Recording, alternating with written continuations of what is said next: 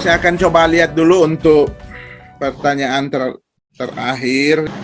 Ya, ini pertanyaan dalam respon manusia terhadap wahyu khusus ketika manusia menerima Yesus Kristus sebagai Tuhan dan Juru Selamat. Apakah saat itu juga manusia terlepas dari dosa dan tidak berbuat dosa lagi selama manusia itu hidup? Nah, ini akan dijawab nanti pada materi soteriologi. Kemudian kedua, saat penulis menulis Alkitab, dia menerima ilham tapi tidak menerima wahyu. Apakah bisa dikatakan tepat perkataan itu berasal dari Allah? Yang jelas semua teks itu diilhamkan, gitu ya. 2 Timotius 3 ayat 16.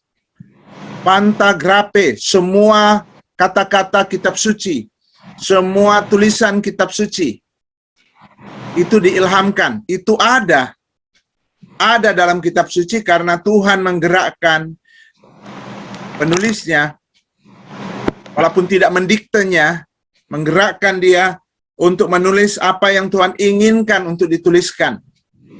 Itu pengertian ilham. Namun sumber daripada penulisan itu ada melalui wahyu.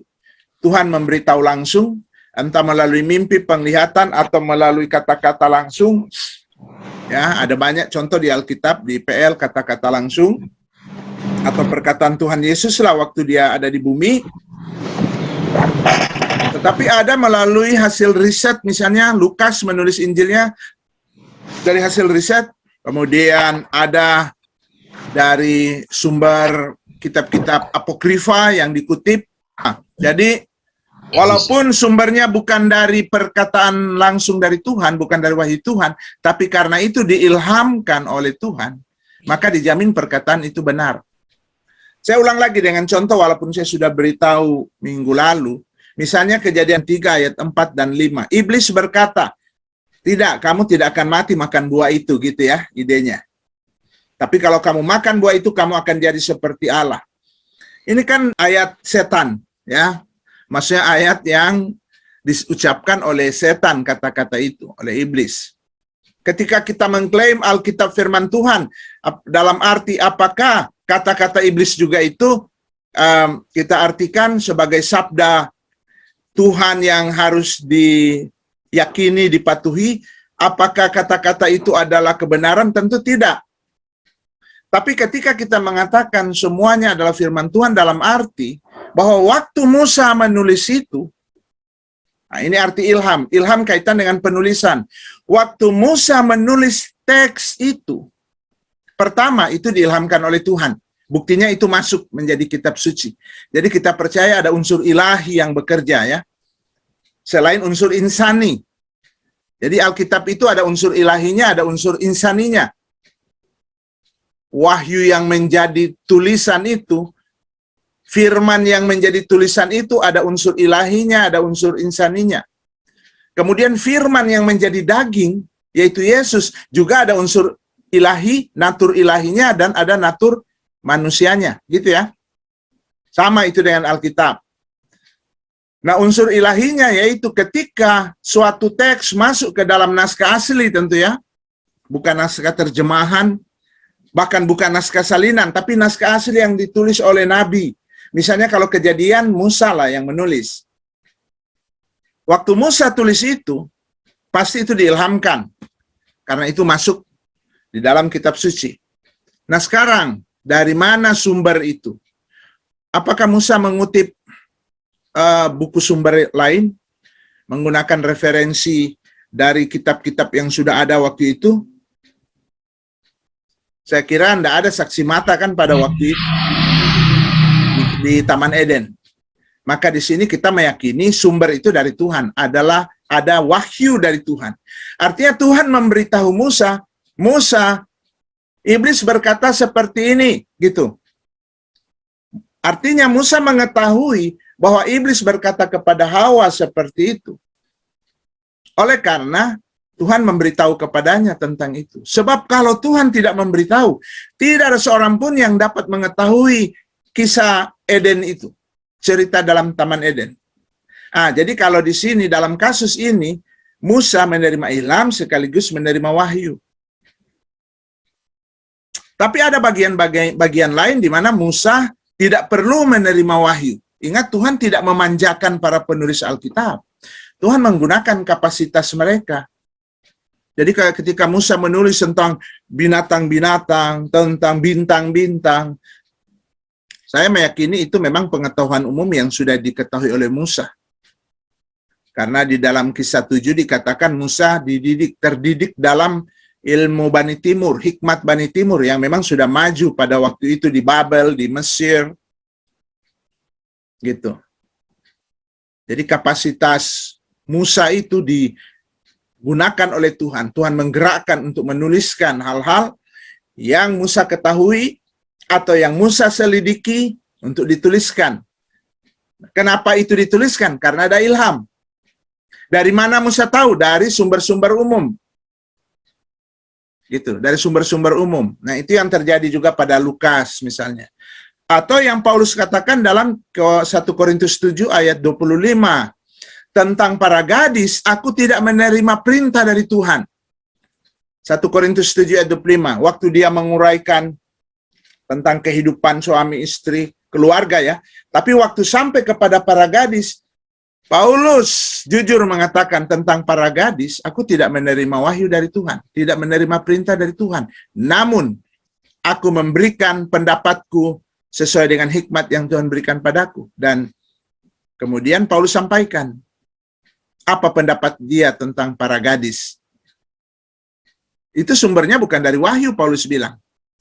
Tetapi itu masuk ke dalam kitab suci. Melalui satu proses tentu yang kita yakini sebagai proses ilahi, di mana Tuhan bekerja di belakang layar, menggerakkan Paulus untuk dia menuliskan apa yang dia pahami tentang para gadis, meskipun dia tidak menerima perintah dari Tuhan atau wahyu dari Tuhan. Gitu. Jadi jangan berpikir bahwa semua kata-kata di Alkitab semua sumbernya wahyu Tuhan ya. Itu konsep saudara kita Muslim itu. Kalau kekristenan tidak memahami seperti itu. Oleh karena itu ketika kita bilang Alkitab adalah firman Tuhan, itu berarti bahwa semua teks yang ada dalam naskah asli, bukan dalam naskah salinan ya. Kita tidak mengklaim naskah salinan itu diilhamkan. Buktinya bahwa ada varian-varian teks di dalam naskah salinan. Kalau naskah salinan itu kayak sekarang itu fotokopi. Cuma kan dari zaman dulu belum ada fotokopi, maka disalin lagi itu. Kalau PL dalam bahasa Ibrani disalin lagi oleh orang-orang Yahudi, kalau PB disalin lagi dalam bahasa Yunani. Itu naskah salinan. Kita tidak mengakui dalam naskah salinan itu diilhamkan. Sehingga ada kesalahan penulisan teks bisa aja terjadi. Dan dalam video saya ke-9 ke-10 ada penjelasan-penjelasan tentang hal itu. Apalagi naskah terjemahan yang ada di tangan kita mungkin bahasa Indonesia ya. Bahasa Indonesia standar yang kita gunakan. Oleh karena itu, ketika kita kuliah teologi, kita juga wajib belajar bahasa Ibrani Yunani dengan harapan bahwa pengetahuan kita tentang bahasa Ibrani Yunani dapat menolong kita untuk mengerti bahasa asli. Baik penggunaan kata secara langsung maupun mungkin sintaksnya. Bagi yang sudah belajar tentu bahasa Ibrani Yunani, terutama Yunani, kita akan lihat betapa bahasa Yunani kaya dengan sintaks yang sangat berguna, yang kalau diterjemahkan ke bahasa Indonesia, nuansanya tidak termuat dalam bahasa Indonesia. Gitu, tidak termuat. Misalnya gini, 2 Timotius 4 ayat 2. Di sana dikatakan, 2 Timotius, beritakanlah firman, siap sedialah baik atau tidak baik waktunya. Kata beritakanlah ini, kalau bahasa Yunaninya kan keruson, ton logon. Keruson, ton logon. Itu kalau kita lihat sintaksnya, dalam bahasa Yunani, itu adalah kata kerja, imperatif, tapi auris. Ini di bahasa Inggris tidak ada, apalagi bahasa Indonesia. Kata kerja perintah, Tapi bentuk auris, bentuk past tense. Apa maknanya? Sintaksnya memberi makna apa pada kita? Kalau kita ketemu kata ini, keruson ton logon, yaitu kata kerja perintah tetapi bentuk auris kalau bahasa Yunani, bentuk past tense. Itu artinya sesuatu pekerjaan yang tidak boleh ditunda lagi, suatu pekerjaan yang mendesak, yang harus segera dilakukan gitu. Tapi Lai kan tentu akan menerjemahkan itu ya sebagaimana adanya, maka dia terjemahkan beritakanlah firman. Namun nuansa dalam bahasa Yunaninya kan tidak termuat ya. Tidak termuat, yaitu kira-kira kalau mau tambah lagi kata-katanya begini. Beritakanlah segera gitu. Atau segera beritakan firman itu. Jadi ada unsur jangan ditunda-tunda. Sesuatu yang penting, yang tidak boleh ditunda. Kalau bentuknya, sintaksnya itu verb imperatif auris, maka itu maknanya. Dan seterusnya ya. Tentu terjemahan bahasa Indonesia sudah sangat berguna bagi kita ya. Kita gunakan. Tetapi memang ya sebagai pembelajar teologi, kita ada juga mata kuliah bahasa Ibrani, Yunani, dan harapan kita tentu dengan belajar itu menolong kita tentu untuk menafsirkan teks. Walaupun apa yang dibuat oleh LAI itu sudah sangat luar biasa karena mereka itu juga ahli-ahli ya, baik ahli bahasa, ahli budaya, ahli kaitan dengan penerjemahan. Artinya mereka sudah berusaha menerjemahkan dengan luar biasa, namun keterbatasan bahasa yang membuat ya mereka tidak juga dapat berbuat apa-apa. Oleh karena itu ya memang kita diwajibkan untuk tentu studi. Ya, jadi yang diilhamkan hanyalah naskah asli atau disebut autografa yang ditulis oleh para nabi dan para rasul itu. Salinannya kita tidak klaim itu diilhamkan. Apakah ada kemungkinan salah di dalam salinan? Ya.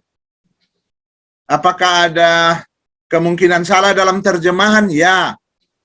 Tetapi saya yakin kayak kita juga khotbah, kita belajar, kita meminta hikmat dari Tuhan, maka orang-orang juga yang bekerja dalam penerjemahan, ya penyalinan, pasti juga mereka minta pimpinan hikmat dari Tuhan.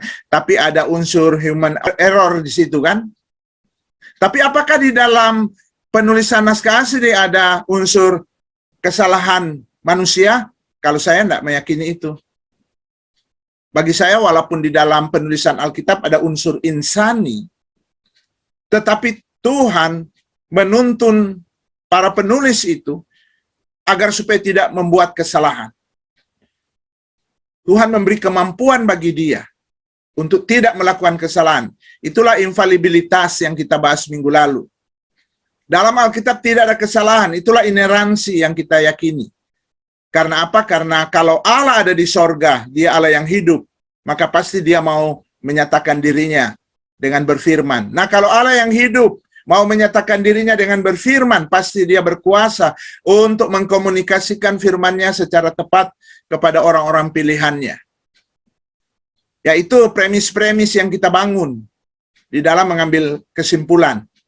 Ya, dalam mengambil kesimpulan bahwa Alkitab itu firman Allah dalam bahasa asli, dalam naskah asli, bukan bahasa asli ya, dalam naskah aslinya tidak ada kesalahan, ineran ya, tidak ada kesalahan karena premis-premis tadi.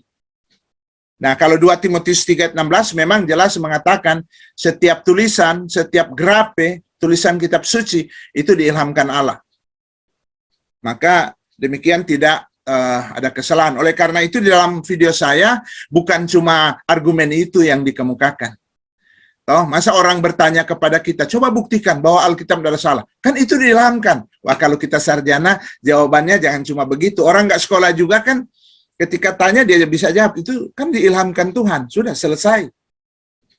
Tapi kita mengemukakan argumen-argumen logis lainnya. Itu yang ada di video. Argumen-argumen logisnya. Selain tadi argumen ya secara iman, kita imani memang itu diilhamkan, tetapi kan ada argumen logis. Nah, itu nanti kita akan bahas sebentar.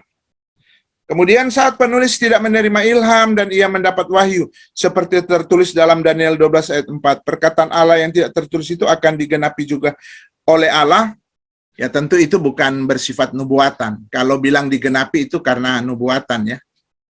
Tetapi kalau akan diungkapkan di akhir zaman kayak Daniel ya kemungkinan. Kayak Paulus juga bilang dalam 2 Korintus 12, dia diangkat ke sorga ya, ke langit yang ketiga dan mendengar suara yang tak terkatakan. Suara apa itu? Apa yang dia dengar? Apa kata-kata Yesus pada dia waktu itu? Kita tidak tahu. Kenapa? Karena tidak dituliskan. Berarti dia tidak mendapat ilham untuk menuliskannya. Walaupun dia menerima wahyu. Dia menerima wahyu dari Tuhan Yesus waktu dia diangkat ke sorga, tapi dia tidak digerakkan oleh Tuhan untuk menuliskan kata-kata yang luar biasa itu. Dengan kata lain, dia menerima wahyu, tapi tidak menerima ilham. Nah, baru keempat, yaitu tidak menerima ilham, tidak menerima wahyu. Tapi ngaku-ngaku itu firman Tuhan. Nah, itu cuma ngaku-ngaku. Ya, tidak terima wahyu, tidak terima ilham. Dan buku-buku di perpustakaan, buku-buku yang kita karang, kita tulis, tentu kita harus mengatakan itu bukan buku-buku yang diwahyukan atau diilhamkan, ya, tidak. Meskipun ada buku-buku yang ditulis dalam pimpinan Tuhan, diberikan iluminasi, penerangan, sehingga ada hamba-hambanya yang bisa menuliskan hal-hal yang luar biasa menjadi berkat bagi kita umat. Itu iluminasi. Jadi yang ada sekarang iluminasi, penerangan Roh Kudus untuk kita bisa memahami kitab sucinya yang sudah sempurna itu, sudah lengkap itu. Dan bagaimana kitab suci itu diterapkan dalam konteks kehidupan kita sekarang. Nah, itu iluminasi itu. Bukan ilham lagi, bukan wahyu lagi. Jadi kalau setelah Alkitab lengkap, tidak boleh tambah, tidak boleh kurang. Yohanes bilang dalam kitab Wahyu, terakhir dia nabi terakhir, rasul terakhir yang hidup, rasul terakhir yang mati. Sesudah itu tidak ada rasul lagi. Karena itu bapak-bapak apostolik, bapak-bapak gereja tidak menerima lagi kitab yang muncul sesudah itu, karena era ke rasul-rasul sudah berakhir, dan kitab-kitab yang muncul di abad kedua tidak lagi diterima sebagai kitab kanonik, ya, yang ditulis oleh bapak, termasuk yang ditulis oleh bapak-bapak gereja. Walaupun gereja timur menyimpan tulisan bapak-bapak gereja itu sebagai suatu tradisi gereja yang bermanfaat, berguna. Yang disinilah kita gereja barat itu mengalami kehilangan banyak dokumen. Jadi kita para teolog barat harus rendah hati ketemu dengan gereja timur, ortodoks timur ya. Ortodoks Rusia, ortodoks Mesir, Syria, Lebanon. Karena di gereja mereka dokumen-dokumen tua bapak-bapak gereja masih ada tersimpan. Sehingga ada banyak hal, informasi menyangkut sejarah yang kita boleh dapatkan di sana misalnya. Walaupun itu tentu bukan firman Tuhan. Kita terputus itu. Walaupun ada beberapa yang bisa dilacak lah oleh para teolog Protestan atau Katolik ya, gereja barat. Misalnya kalau kita baca bukunya siapa, Runtut Pijar, siapa yang nulis itu? Tony Lane. Ya, Tony Lane sempat dalam bukunya misalnya menuliskan banyak data sejarah pada masa bapak-bapak gereja, yaitu tentu dari dokumen-dokumen yang dia dapatkan. Tapi kan bagi kita kurang ya gereja barat, walaupun sekarang nampaknya sudah mulai dapat kita akses itu ya, bahkan kita bisa beli itu. Sekarang udah cukup banyak itu dokumen-dokumen tua yang sangat berguna bagi kita, walaupun itu kitab yang tidak diilhamkan. Oke, kemudian berikut, kitab ditulis dari berbagai penulis dengan mendapatkan pengilhaman oleh Roh Kudus bagi masing-masing penulis. Pertanyaan saya, bagaimana kita menyikapi perbedaan jumlah kitab Kristen dengan Katolik dari segi isinya? Mengapa Katolik memakai Alkitab yang isinya berbeda dengan Alkitab Kristen? Jadi kita kaum Protestan ya, Kristen Protestan, lebih tegas mungkin menyikapi kitab-kitab apokrifa. Saya minggu lalu sudah menjelaskan bahwa kitab apokrifa di PL itu muncul ketika era nabi-nabi sudah berakhir. Jadi ketika 400 tahun sunyi, masa di mana tidak pernah muncul nabi, silent period, 400 tahun sebelum muncul Yohanes Pembaptis, muncul Yesus. Nah, di sini kitab-kitab apokrifa dan apokaliptik muncul. Ya, itu minggu lalu saya sudah banyak jelaskan, gitu ya. Nah, orang-orang Yahudi tetap tidak menganggap itu kitab-kitab kanonik yang diilhamkan. Jadi kitab orang Yahudi sama dengan PL-nya Kristen, sama ya, PL Yahudi, PL Kristen sama. Susunannya aja yang beda, tetapi jumlah kitabnya sama, isinya sama. Tanakh dan kemudian Alkitab PL Kristen. Kalau PL Kristen mengikuti terjemahan dari bahasa Ibrani ke bahasa Yunani yang disebut dengan Septuaginta. 200 tahun sebelum Kristus, tua-tua Yahudi berkumpul di Alexandria, kota di Afrika Utara, untuk menerjemahkan Tanakh, PL, ya, Taurat, Nebiim, Ketubim, ke dalam bahasa Yunani. Nah, waktu menerjemahkan ini, mereka masukkan kitab-kitab apokrifa. Karena mereka menerjemahkan sudah 200 tahun sebelum Kristus, ya. Jadi sudah ada kitab-kitab apokrifa yang muncul. Mereka masukkan, namun ada disertai catatan bahwa kitab-kitab ini tidak memiliki otoritas ilahi yang sama dengan 39 kitab. Jadi mereka memang kumpulkan itu setelah Maleaki, baru kitab-kitab apokrifa, gitu. Itu Septuaginta. Baru masuk ke era Kristen. Tapi ingat, Yesus sendiri tidak pernah mengutip dari apokrifa. Kalau para rasul pernah mengutip dari apokrifa, Yesus tidak pernah mengutip dari apokrifa, ya. Yesus kan sering mengutip PL, tapi Yesus tidak pernah mengutip dari apokrifa. Kemudian ketika Alkitab diterjemahkan ke bahasa Latin, yaitu bahasa Eropa kuno, Vulgata, ya, oleh Bapak Gereja Jerome, masih tetap masuk itu. Masih tetap masuk kitab-kitab apokrifa. Dan Katolik mewarisi kitab-kitab itu.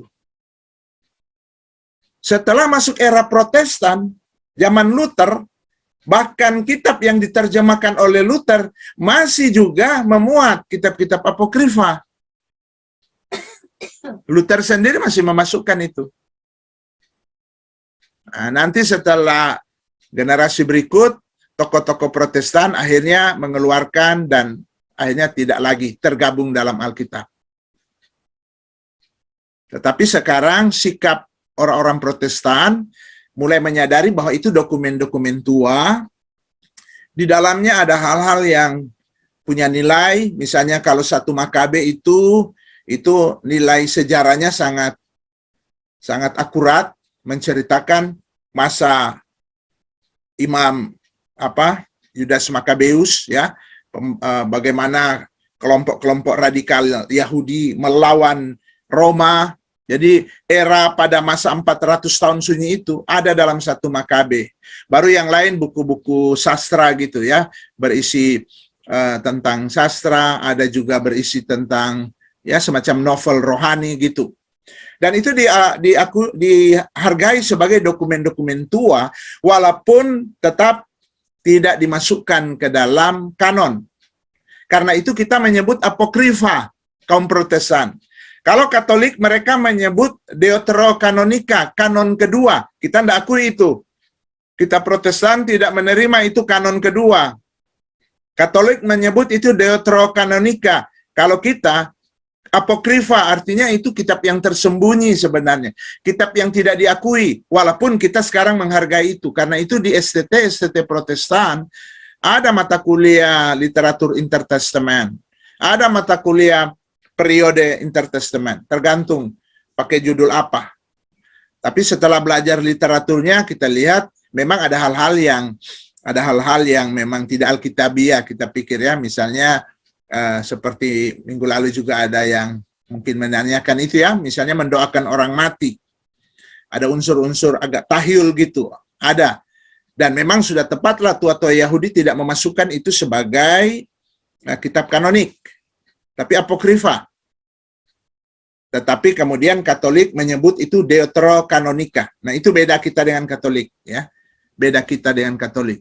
Karena bagi kita itu kitab-kitab yang tidak diilhamkan. Karena standar atau kanonnya tidak terpenuhi. Kanon itu kan artinya ukuran, mistar, standar. Itu tidak terpenuhi lagi. Pertama, yang tulis itu nabi, atau sahabat nabi, atau tokoh umat yang dikenal. Nah, itu para penulis apokrifa itu, kita tidak begitu mengenal, orang-orang Yahudi sendiri tidak begitu mengenal tokoh-tokoh itu. Apalagi penulis kitab-kitab apokaliptik, lebih misterius lagi. Mereka hanya mencatut nama nabi-nabi besar, ya. Tetapi sebenarnya bukan nabi-nabi itu yang menulis. Misalnya Nabi Henok, ya, itu sampai ada 300-an karya mencatut namanya. Apakah ini ada di PB? Ada. Yudas pernah mengutip itu dari Henok, ya. Waktu Yudas bilang Mikael dan iblis memperebutkan mayat Musa. Itu di apokrifa itu, ya. Di apokaliptik. Itu di video ada, ya. Penjelasan itu nanti ulang lagi. Pelajari. Saya kira demikian. Jadi Pak, kanonisasi itu terjadi kapan? Di konsili kapan, Pak? Ya, kalau PL itu ada proses beberapa kali, ya. Begitu PB juga ada beberapa kali. Bertahap memang. Karena itu saya katakan bahwa itu proses alami. Alami di sini artinya tidak dipaksakan. Jadi para tua-tua Yahudi, misalnya pada zaman Raja Yosia, ya, Raja Yosia sendiri yang memprakarsai untuk coba mengumpulkan lagi dokumen-dokumen tua yang era sebelumnya itu banyak yang boleh bilang hilang gitu, ya. Banyak hilang, tetapi diperoleh lagi, termasuk dokumen-dokumen kanonik. Baru kemudian ada tua-tua Yahudi berikut. Begitu juga kanon perjanjian baru itu ada tahapan-tahapan. Ada tahapan-tahapan. Kalau Martin Luther sendiri sudah di era dia masih agak ragu menerima Yakobus. Gitu, ya. Komentar Martin Luther terhadap kitab Yakobus, dia bilang begini, bahwa kitab Yakobus itu kitab yang diilhamkan tetapi kualitasnya jerami.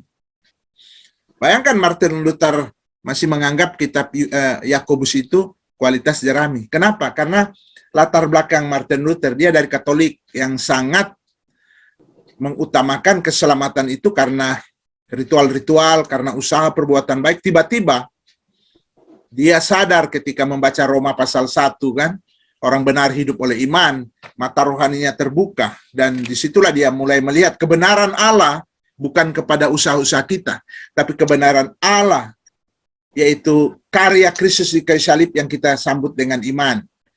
Ya, jadi ketika membaca Yakobus, dia agak shock pertama, kan, loh, kok ini Yakobus ini kayak bertentangan dengan Tuhan Yesus dan Paulus gitu.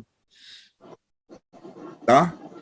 Dia melihat itu seperti pertentangan waktu Yakobus menulis Yakobus 2 ayat 14 sampai 26. Kamu dibenarkan bukan hanya oleh iman tapi dengan perbuatan. Saya ada video itu, nanti kita ada tugas, ya, soteriologi. Ada video tentang Yakobus juga itu. Karena itu nanti ada tugas berikut, ya. Nah, jadi gini, kalau proses kanon memang sih bertahap, tetapi bapak-bapak gereja tertentu tahun 100, bapak-bapak apostolik sudah hampir sepakat tahun 100 itu. Jadi 4 tahun setelah kitab Wahyu ditulis, bapak-bapak apostolik, yaitu murid-murid dari para rasul, sudah beberapa yang sepakat seperti yang kita miliki sekarang. Ada berapa ya? 27 ya. Walaupun belum secara menyeluruh. Namun proses kanon itu jalan terus. Ya.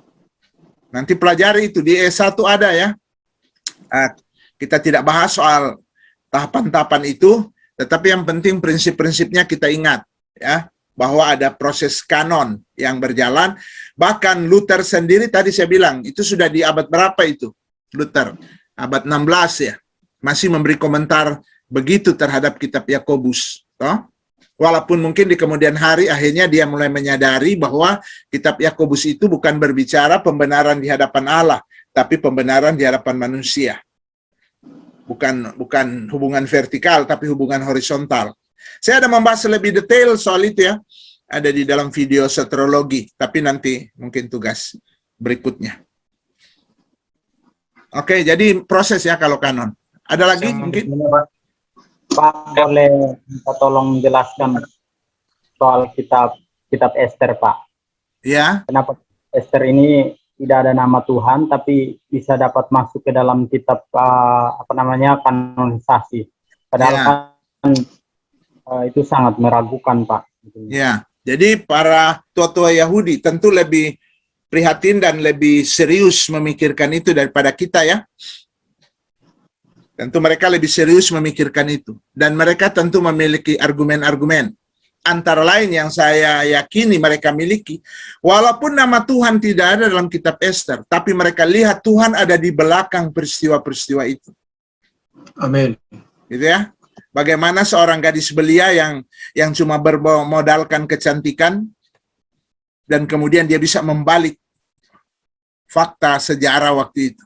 Kalau bukan Tuhan yang bekerja di sana. Toh? Jadi saya yakin tua-tua Yahudi melihat itu, walaupun mungkin mereka juga punya argumen-argumen lain yang kita sendiri tidak tahu sekarang. Kita tidak mendapat informasi tentang itu. Tapi yang jelas bahwa tua-tua Yahudi ketika bukan menyeleksi ya, bukan menentukan, tetapi ketika mereka memeriksa dokumen-dokumen tua dan menggunakan standar kanon untuk menentukan mana yang diilhami, pasti mereka sangat serius.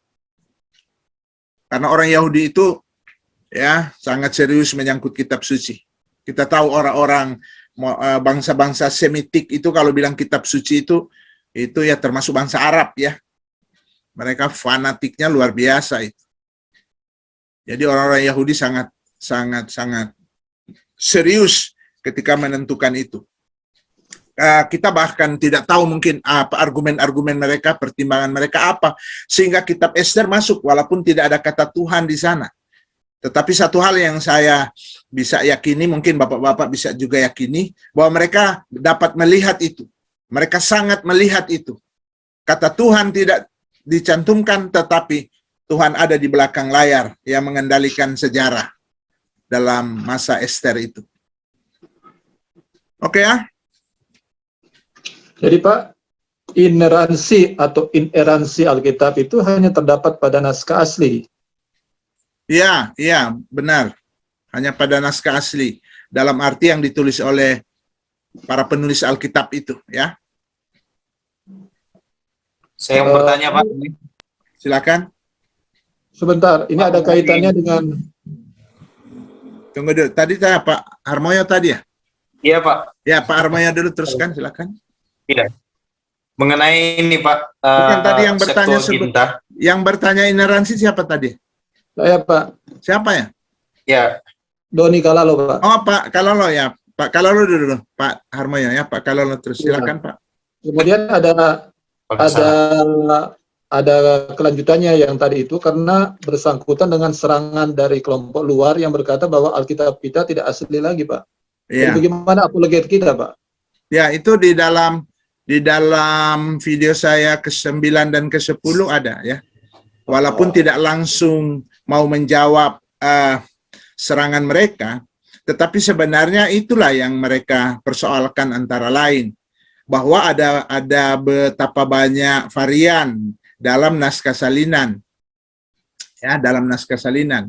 Tapi justru kita bersyukur pertama adanya varian itu untuk membuktikan bahwa memang itu asli ditulis oleh orang masing-masing atau kelompok masing-masing. Sehingga terdapat varian.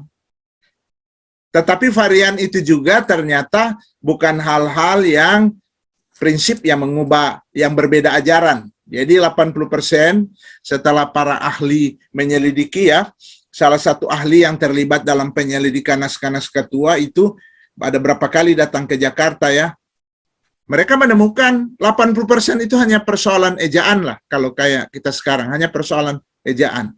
Atau persoalan letak kata-kata. Kita kan tahu ya, kalau bahasa Yunani kan tidak mutlak letak kata-kata.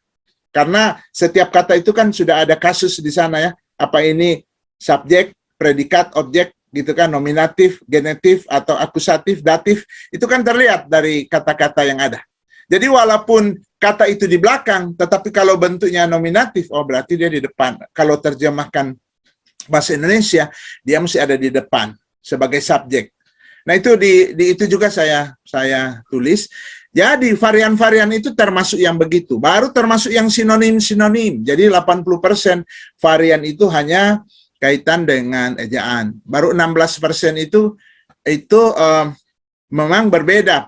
Terjemahannya berbeda, artinya berbeda, tetapi tidak bertahan. Kenapa tidak bertahan? Karena hanya kelompok kecil ya dari naskah yang begitu banyak, hanya sedikit yang menggunakan terminologi itu.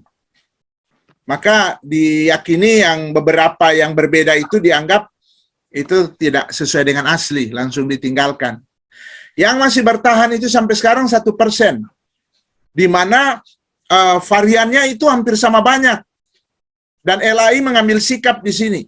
Kalau kita lihat terjemahan LAI, ada seringkali dia pakai dalam kurung. Dan yang dimaksud dalam kurung di sini artinya di dalam naskah yang lain terdapat kata-kata yang ada dalam kurung itu.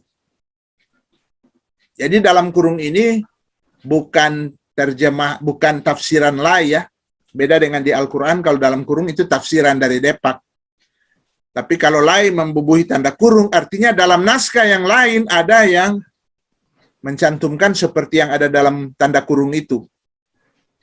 Nah, itulah sikap kejujuran dari LAI ya, untuk 1% yang bertahan ya, berbeda dan bertahan sampai sekarang, tetap itu dimuat. Tetapi memang itu juga bukan hal-hal prinsip. Kalau perbedaan-perbedaan itu hanya misalnya ada yang menulis kerajaan Allah, tapi ada yang menulis kerajaan Kristus. Secara biblika memang berbeda Allah dan Kristus, tetapi tentu itu tidak mempengaruhi ajaran, ya. Kecuali yang satu bilang Yesus disalib dan yang lain bilang Yesus tidak disalib. Nah, itu memang kita goncang itu.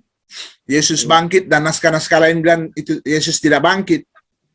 Nah, itu tentu itu berat itu kasusnya. Gitu ya. Nah, itu nanti dipelajari lagi menyangkut varian naskah-naskah kuno di Bibliologi 9 dan 10.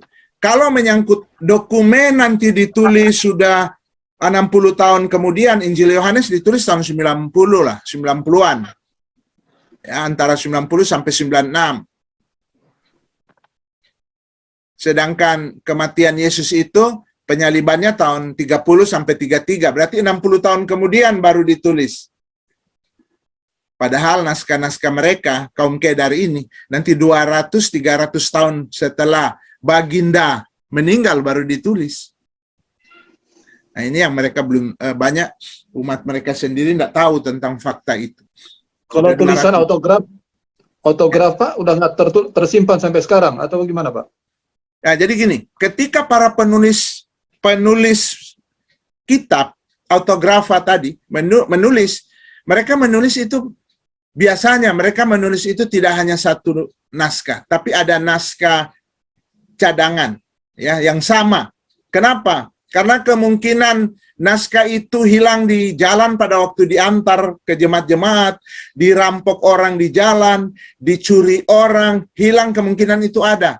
Maka para penulis zaman kuno dulu biasa menulis beberapa rangkap. Kalau kita ya fotokopi dulu, simpan yang lain gitu ya.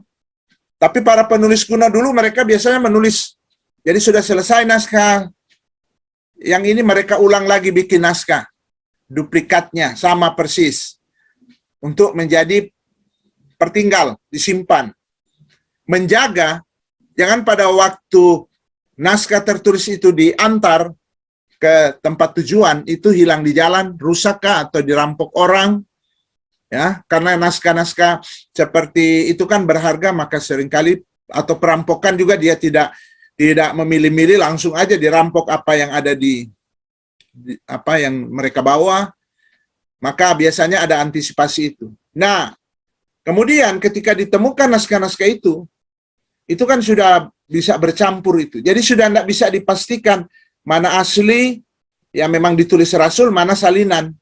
Kita tidak dapat lagi. Tetapi yang perlu kita tahu, ada ribuan, ya, ada 5.700-an salinan. Kalau kita lihat naskah tua kayak Aristoteles itu tidak sampai 10. Sokrates cuma berapa belas. Tapi kita percaya itu tulisan Sokrates, itu tulisan Plato. Padahal mereka cuma ada main di bawah 10 atau di atas 10 sedikit. Tapi kita percaya bahwa itu ditulis oleh mereka. Sementara kita, naskah salinan, yaitu bahasa Yunani ya, PB ya, itu ada 5.700-an. Angka yang pas itu ada di video saya sebutkan. 5.700-an. Belum lagi yang diterjemahkan pada waktu itu ke dalam bahasa yang sudah ada pada waktu itu. Bahasa Latin sudah ada, bahasa Aramaik sudah ada, bahasa bahasa Mesir Koptik sudah ada. Nah, itu ada sekitar 20 bahasa kuno, itu sudah diterjemahkan ke 20 bahasa kuno, yang jumlah naskahnya bisa ada sekitar 2.000 naskah. Baru kemudian kutipan bapak-bapak gereja ada sekitar 1 jutaan. Banyak sekali. Jadi dokumen kita melimpah ruah. Untuk menentukan naskah asli itu, untuk menentukan ini asli atau tidak, begitu mudah sekali. Bandingkan dengan salinannya hanya beberapa. Kalau naskah-naskah Yunani kuno itu kalau mau disusun itu mungkin ada sekitar 1 meter lebih ya, hampir 2 meter tumpukannya itu salinan naskah-naskah kuno Yunani. Tetapi kalau hanya salinan Perjanjian Baru, kalau mau disusun-susun itu ada 1 kilometer lebih, ya. Saya lupa 1,6 kilometer mungkin, ya, susunannya melimpah ruah. Jadi dengan bukti yang melimpah ruah itu lebih mudah untuk menentukan menentukan naskah aslinya gitu. Targum, bukan targum, Pak. Targum tadi ya, targum. Bahasa ke dalam bahasa Aramaik itu bahasa pengantar hari-hari di Palestina waktu itu. Memang di dalam targum selain terjemahan ada komentari gitu ya dalam targum itu. Gitu. Tetapi ada bukan cuma bahasa Yunani, tapi sudah diterjemahkan ke 20 bahasa kuno. Di abad pertama sudah ada. Salah satu targum. Ya. Jadi ada banyak sekali bukti kita, ada banyak sekali bukti-bukti ya, melimpah ruah. Bandingkan dengan kitab mereka ya, tadi kitab mereka itu di masa baginda hidup itu belum ada tulisan ya, belum ada tulisan, dan nanti 200 sampai 300 tahun kemudian baru mulai ada tulisan. Itu pun mengalami proses ya. Utsman misalnya mengumpulkan dan membakar semua dokumen yang lain yang tidak sesuai dengan versi dia. Kalau kita semua varian-varian itu tersimpan ya, tidak ada yang dibakar, semua ada tersimpan di perpustakaan-perpustakaan ya. Ada nama-nama biasanya, ada kode-kodifikasinya, ada itu bisa dilacak. Bagi orang yang memang studi khusus itu dapat dilacak, kita bisa menemukan naskah-naskah tua itu. Oke, sampai situ dulu ya untuk yang lalu, dan kita coba lihat sekarang video 5 sampai 10.